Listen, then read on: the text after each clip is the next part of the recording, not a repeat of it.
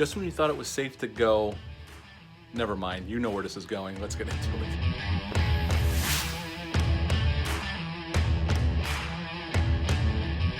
Hey, welcome back to my channel. And since I did Jaws the other day and I've done Jaws 3 and 4 back in October, November, I figured I would do the sequel, Jaws 2.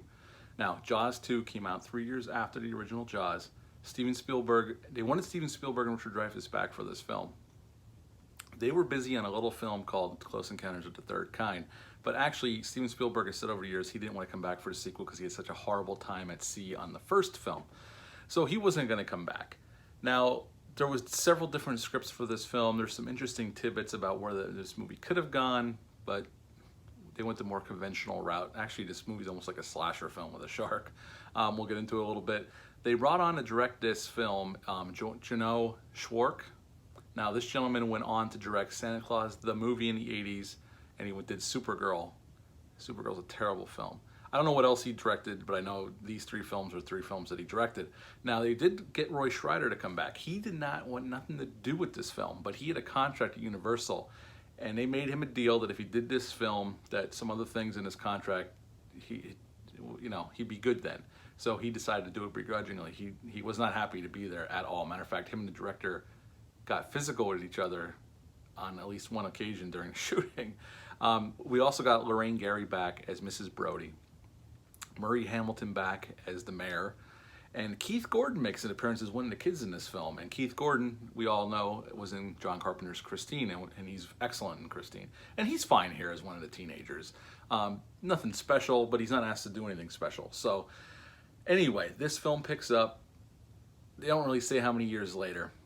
Chief Brody's still in charge of the Amity PD, and right at the beginning of the film, we see two divers in the water, and they're at the Orca, where the Orca sank at the end of the last one, and a shark attacks them. We don't see the shark, but it's called Jaws 2, so we know it's a shark.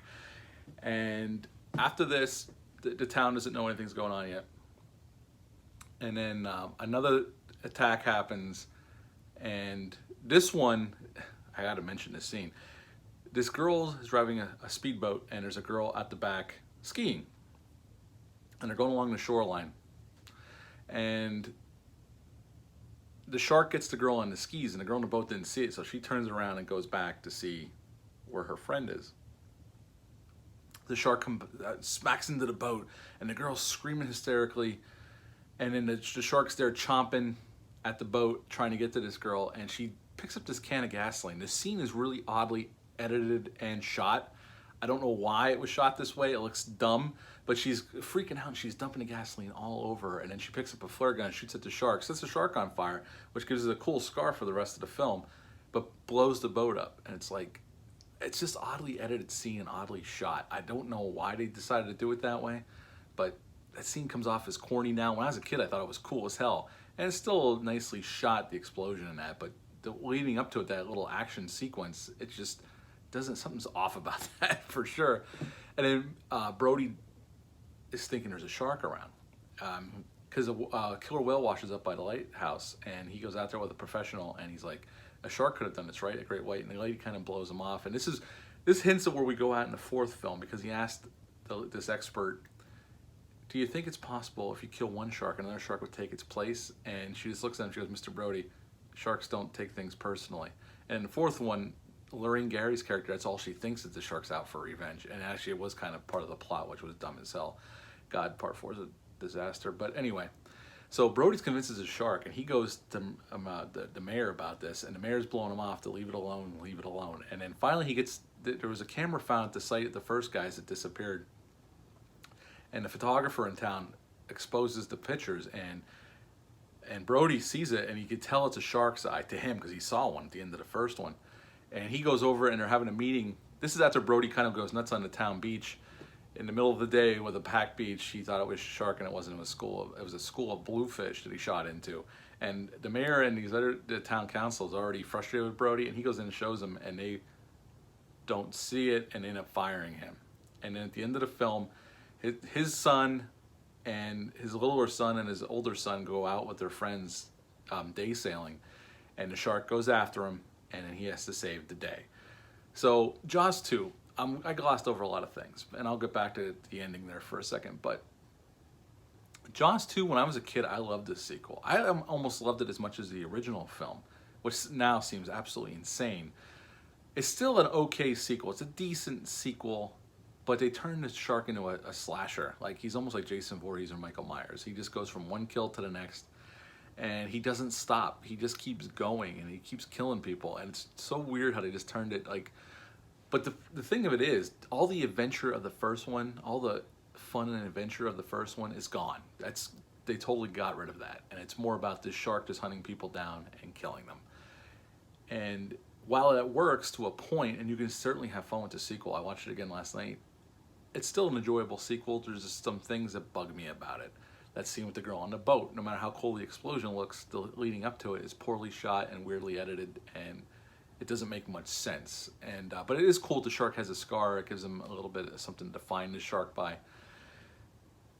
And Roy Schreider gives it his all. He's good in the film. Everybody, all the actors do well. Even the kid actors are fine for what they're given to do. They're kind of like, their thing is to go out day sailing. That's their thing. And they represent that in the film. It's not the most exciting thing. And it's not as exciting as the second half of the original movie with Quint, Brody, and Hooper going out in a boat trying to find the shark and killing it. It's nowhere near as that. I mean, Brody goes out to find his son and these other kids because they end up getting in trouble with the shark. And then they find themselves at this little island called Cable Junction, and Brody shows up, and then he ends up electrocuting it with this electrical cable that's in the water. He pulls it up, and he shoves it in the shark's mouth as it comes after him, and the shark electrocutes. And it's a cool little scene. I don't know how much sense it makes, but it's fine. Before I get into my rating, I'll say this. That Cable Junction set was made out of fiberglass, and it floated away on the crew a few times, but one time they turned around and they came back and it was gone, and they had to go out and track it down and bring it back and anchor it again so they can film the scenes. Other than that, I don't have any other trivia. Most of the film was filmed in Florida. They filmed a little bit on Martha's Vineyard, but they filmed most of the ocean action in Florida. This movie came out 3 years later, like I said earlier, and it was an hour and 56 minutes long. Now, it had a budget between $20 and $30 million, which is insane considering the first one only had a budget of $7 million. So they really increased the budget, but the director wanted to show the shark more, so I'm sure that's what justified the higher budget. When this was released in America, it made $81.7 million in America and $187.8 million worldwide. So it was a huge hit that summer, not as big as the first one, but still a huge hit. Universal knew that's why they made 3 and 4, because it was a cash cow. Now, if I had to rate this sequel, I would give it a 7 out of 10. Roy Schreider is good enough, and there's enough shark action to keep you interested and have fun with. It doesn't always make sense. This is nowhere near as good as the original, but I'm willing to give it a 7 out of 10 for Jaws 2. Have you seen Jaws 2? What are your thoughts? Leave a comment down below. Let me know. Hit the thumbs up. Hit the subscribe button. I greatly appreciate it. Share this video. And I hope everyone's doing well out there. Take care of each other, and I'll be back soon with another review. Thanks. Bye.